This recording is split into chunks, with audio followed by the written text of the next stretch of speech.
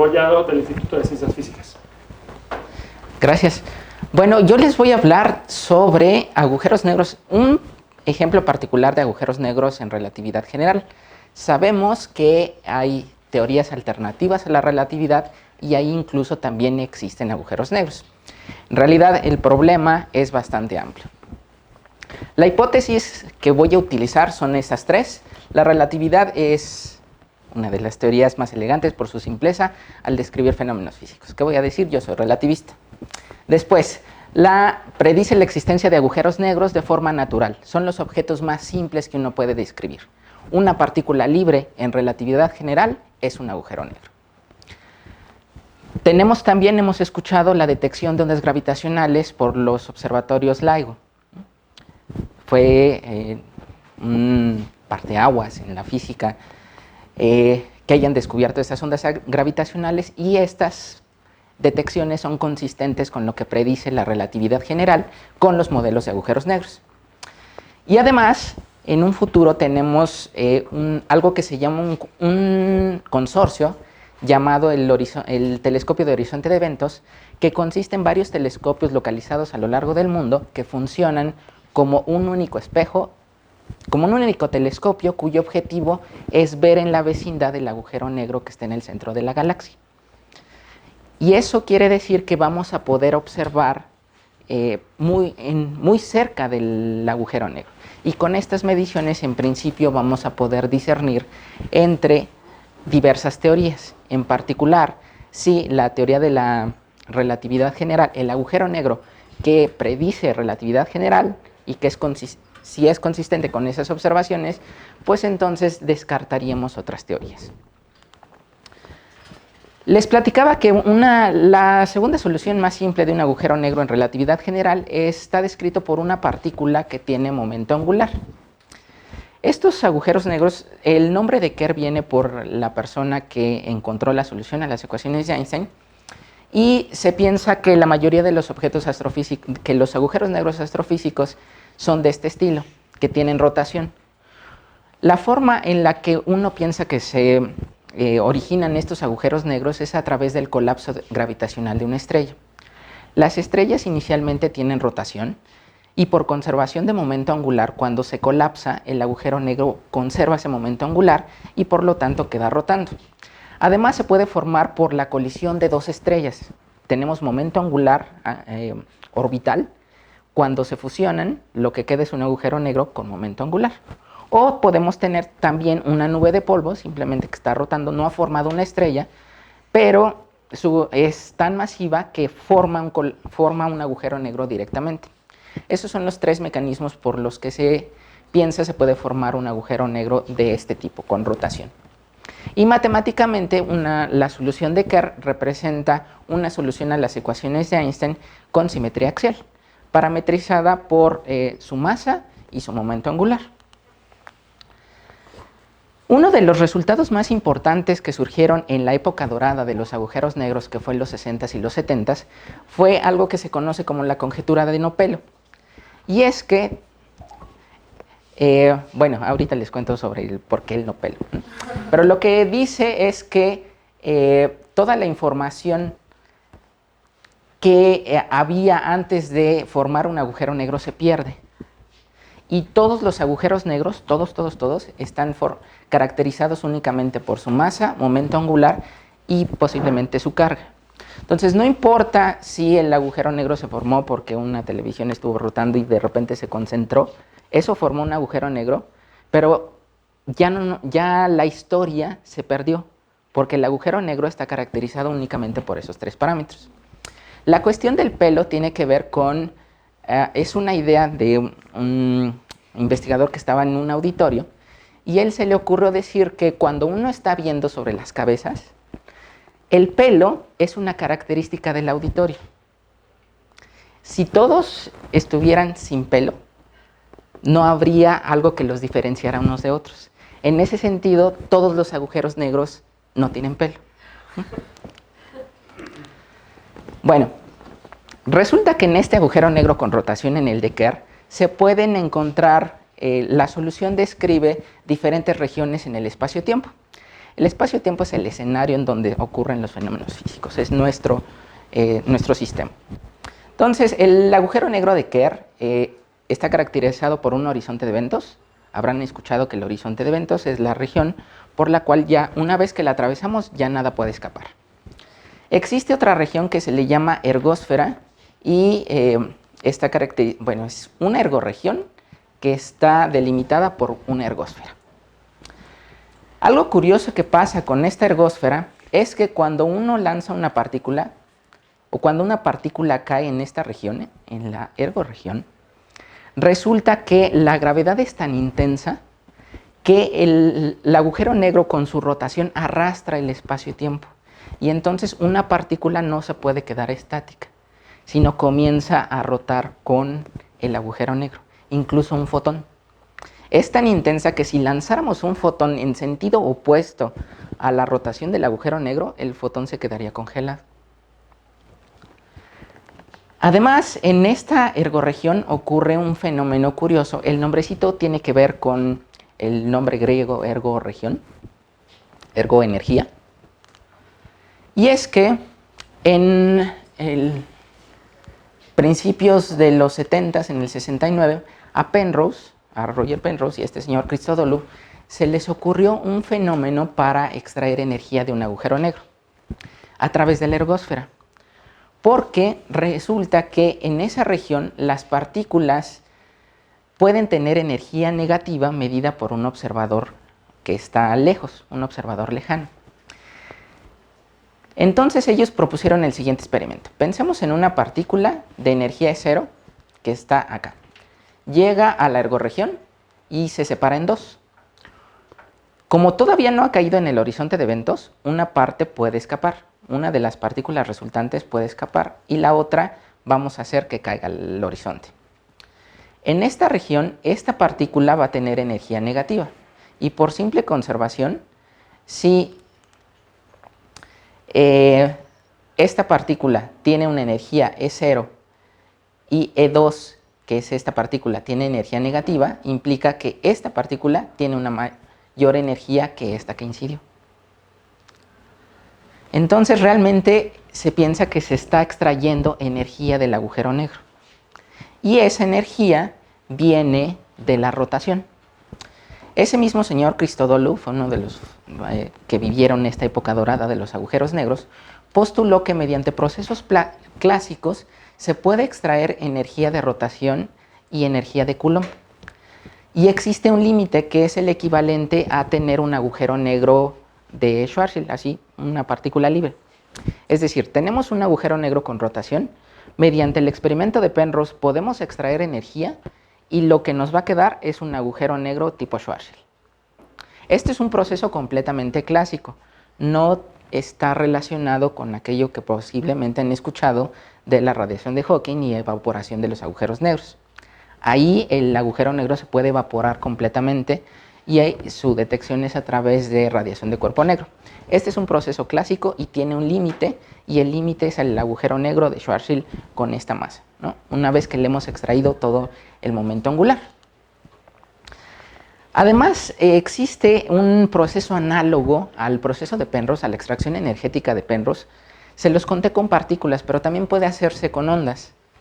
Y pasa que, imaginemos que tenemos un frente de onda que cae hacia el agujero negro.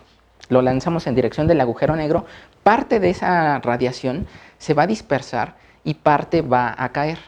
Pero esa que se dispersa, si la lanzamos con una frecuencia menor que cierto parámetro relacionado con el momento angular del agujero negro, resulta que con esa frecuencia pequeñita va a salir, la que sale dispersada tiene una energía mayor que la que incidió. Estamos robando energía del agujero negro, pero utilizando ondas.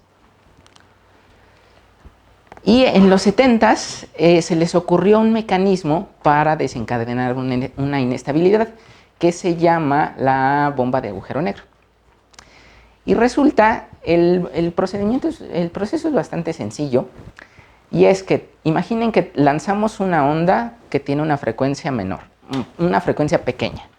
Eso quiere decir que va a ser súper radiante, y este es un agujero negro de Kerr. Cuando es dispersada, tiene una amplitud mayor. Pero pensemos que atrapamos esa radiación, no la dejamos salir, y entonces hacemos que vuelva a caer hacia el agujero negro. Al reflejarse la onda, no va a cambiar su frecuencia, simplemente cambia su momento, cambia de dirección. Eso quiere decir que se va a dispersar con una amplitud mucho mayor que la inicial.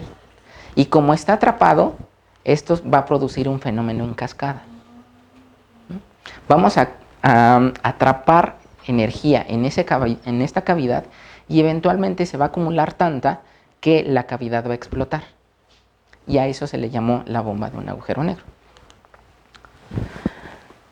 Bueno, esto en los 70s se platicaba y se postulaba, se hicieron algunas cuentas relacionadas con la solución de agujero negro de Kerr y se le puso encima un campo de prueba, que puede ser un campo escalar, que es la materia más sencilla que podemos modelar en relatividad general. Bueno, el campo escalar matemáticamente está descrito por la ecuación de Klein-Gordon, pero si queremos modelar el problema completo, es decir, queremos entender qué es lo que pasa después de la explosión, porque según la conjetura de no pelo, después de esta explosión se perdería toda la información en el agujero negro, caería.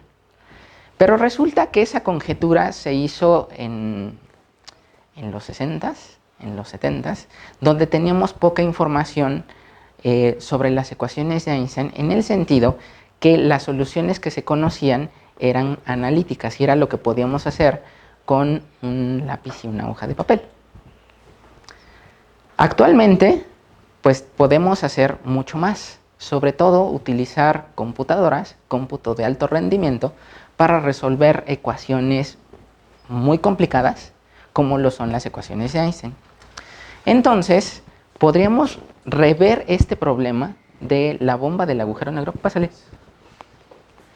La bomba del agujero negro, pero en un escenario realmente dinámico. Es decir, no pensando en que el agujero negro es un Kerr ahí solito nada más dando de vueltas, sino que realmente hay una interacción directa con el campo escalar y el campo escalar o el campo que produce la radiación está interactuando con el agujero negro.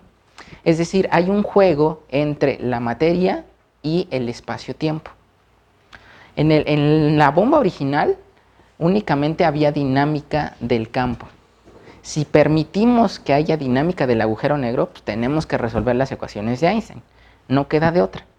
Pero eso lo tenemos que hacer pues, numéricamente, analíticamente. El problema es muy complicado, tiene mucha dinámica.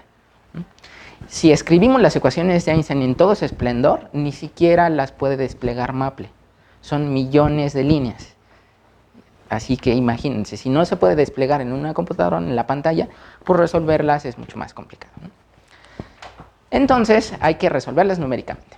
Para resolverlas numéricamente lo que hacemos es utilizar algo que se llama el formalismo 3+1, que es básicamente suponer que el espacio-tiempo se puede descomponer en superficies de t constante, que esto algunos ya sabrán, que el espacio-tiempo se modela como una variedad, una superficie grandotota, y a esa la partimos, y estas son las superficies de t constante, que son en las que vivimos.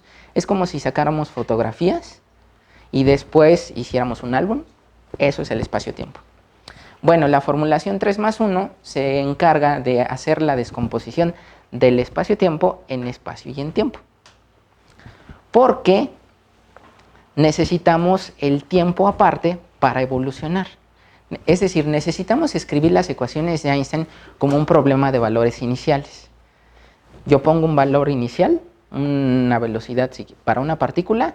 En mecánica clásica lo que hacíamos era dar su posición, velocidad inicial, y a través de las ecuaciones de Newton o las de Lagrange o las de Hamilton, obteníamos su dinámica a lo largo del tiempo. Ese es resolver un problema de valores iniciales. Con Einstein podemos hacer lo mismo, podemos poner un problema de valores iniciales suponiendo que el valor de la métrica en una superficie de t constante inicial y después evolucionarla con las ecuaciones de Einstein a través del tiempo, y así hacemos esa descomposición. Bueno, las ecuaciones de Einstein son unas ecuaciones muy bonitas, escritas en lenguaje tensorial, que nos cuesta mucho trabajo llegar ahí, y después rompemos esa covarianza para escribirlas otra vez en partes espaciales y partes temporales. Esas 10 ecuaciones para las componentes de la métrica, lo que nos dice cómo medimos en cada hipersuperficie, son 10 ecuaciones, pero se pueden descomponer en dos ecuaciones. Son 10 ecuaciones a primer orden. A segundo orden se descomponen en dos ecuaciones que son dinámicas a primer orden y además algo que se tiene que satisfacer a todo tiempo. Esto es semejante a las ecuaciones de Maxwell. Las ecuaciones de Maxwell, hay unas que tienen derivadas temporales y hay otro conjunto que no los tiene. Si las pensamos como un problema de valores iniciales, pues entonces necesitamos evolucionar a cada tiempo las que tienen la parcial de E igual a algo y la parcial de B igual a algo. Pero ¿qué hacemos con las divergencias? Bueno, para que tenga sentido físico el campo eléctrico y magnético, se tienen que satisfacer esas ecuaciones.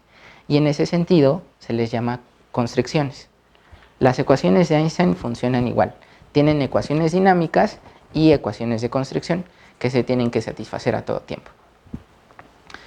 Bueno, estas son las herramientas que utilizamos para resolver las ecuaciones de Einstein. Les digo, se descompone esto en un problema de valores iniciales, después hay que adaptar métodos numéricos para resolverlas, también estudiar la estructura matemática, porque no siempre es tan sencillo como una simple discretización, y de hecho esto llevó muchísimo tiempo de desarrollo, tanto que se desarrolló una nueva rama que se llama relatividad numérica, y es resolver las ecuaciones de Einstein utilizando tanto cómputo de alto rendimiento, métodos numéricos de avanzada y por supuesto relatividad general. Bueno, entonces con estas herramientas lo que yo hago es estudiar el problema de la bomba del agujero negro en este escenario dinámico. No empezamos con Kerr exactamente, sino con un agujero un poquito más sencillo, que es uno que tiene carga. Les dije que se podía extraer también energía tipo Coulomb, que es básicamente quitarle la carga al agujero negro, y lo que va a quedar al final, según la hipótesis de non-pelo, era simplemente Schwarzschild y le quitábamos toda la carga. Sin embargo, lo que encontramos es que en este proceso dinámico de atrapar el campo y el agujero negro está reaccionando ante ese crecimiento del campo, resulta que después de la explosión, el agujero negro no atrapa todo el campo, no se lo come, sino que se llega a una configuración estacionaria. En realidad, estamos formando un agujero negro con pelo escalar. O sea, con la misma analogía esta de que los agujeros negros no tenían pelo porque únicamente estaban caracterizados por esos tres parámetros. Bueno, eso funcionaba en situaciones con mucha simetría y que no dependieran del tiempo. Cuando se forma dinámicamente, hemos encontrado que realmente existen también configuraciones con pelo. Y esto, pues, no se hubiera podido hacer de otra forma más que utilizando computadores. Esta es una gráfica que quedó cortada, pero básicamente lo que hicimos fue determinar cuánta masa, cuánta energía está extrayendo el campo hacia el agujero negro y cuánto está perdiendo, ¿no? Para ver exactamente un balance. Aquí la carga del agujero negro cae y la carga del campo crece y hay una perfecta simetría. Esto para verificar que no nos estuviéramos equivocando. Finalmente, bueno, esto es de mis conclusiones. Estas evoluciones en el tiempo nos han permitido encontrar nuevas soluciones a describir nuevos agujeros negros dentro de relatividad general, con hipótesis, bueno, son más generales que las que se habían utilizado antes. Y bueno, resulta que esto lo hicimos para un modelo sencillito, les digo, con carga, pero también se han avanzado y se ha hecho para agujeros negros con rotación. El problema es que el crecimiento de la extracción de la energía es muy lenta. Y estos procesos muy lentos requieren resolver las ecuaciones durante mucho tiempo. Mantener un código estable durante mucho tiempo no es nada trivial. Por eso es que no se hizo desde que comenzamos a tener computadoras no se resolvieron este tipo de problemas, ¿no? Se necesitaba poder de cómputo y también pues, un conocimiento mejor de las ecuaciones. Bueno, sobre lo que hay que hacer. Bueno, en diferentes escenarios, como les dije, hay diferentes agujeros negros que están dentro de relatividad general. Bueno, pues algunos de estos agujeros negros permiten inestabilidades y por este mecanismo de la explosión se pueden generar nuevas soluciones. Probablemente utilizar otro tipo de campos, no solo un campo escalar, que es el campo más sencillo. Podemos utilizar un campo electromagnético o incluso ondas gravitacionales para desencadenar la inestabilidad. Finalmente, bueno, no finalmente, sino antes, dimensiones extra, podemos excluir dimensiones extra e incluir otros espacios-tiempo porque este mecanismo de la inestabilidad no es propio de agujeros negros, sino se sabe que viene de la ergósfera. De los objetos que tienen rotación, si son compactos, si son muy compactos, entonces desarrollan esta región de arrastre del espacio-tiempo y ahí se puede inducir una inestabilidad. Bueno, muchas gracias.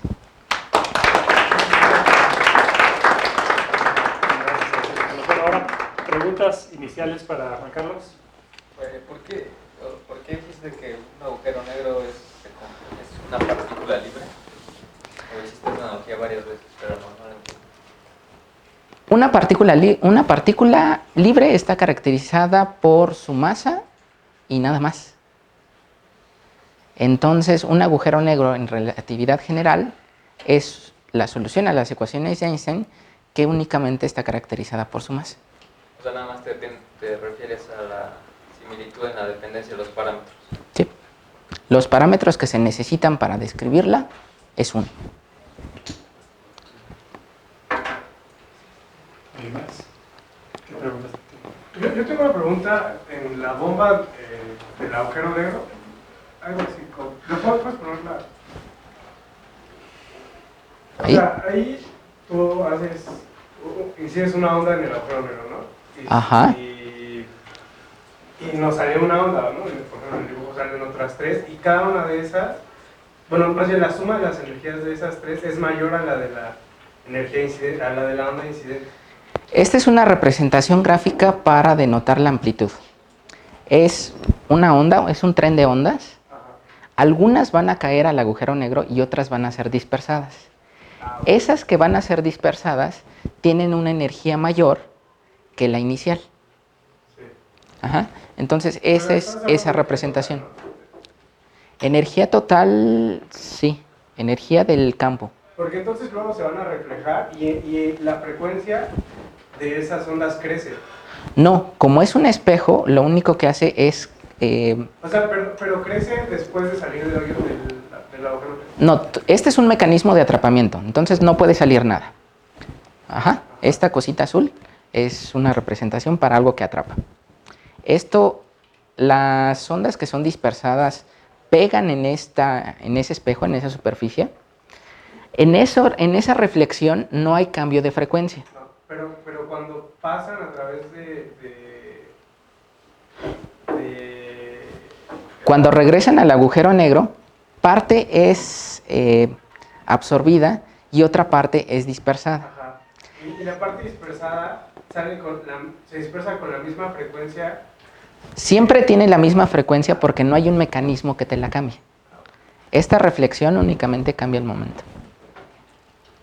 ¿Qué es esa reflexión? ¿Qué es lo que la bola azul? Yo le llamo espejos, se le llaman espejos porque la idea es que ¿Cómo le pones ese espejo a un agujero negro? son O sea, ¿qué es eso? sí, es como la receta de cómo cocinas un dragón. Esta es una idealización de un agujero negro con un mecanismo reflejante. Resulta que en la naturaleza no tenemos espejos perfectos, pero sabemos que en la vuelta del agujero negro, en su vecindad, hay discos de acrecimiento, hay materia. Y esa materia puede ser opaca a ciertas longitudes. Entonces, efectivamente, va a actuar como un espejo. ¿Sí? Desde el punto de vista astrofísico, sería un disco de acreción. Ok. Una última mientras pasamos a Este campo que se utiliza aquí es un campo en el sentido de teoría cuántica de campos, porque ahí dice que es bosónico, entonces, o es un campo clásico. Es un campo clásico.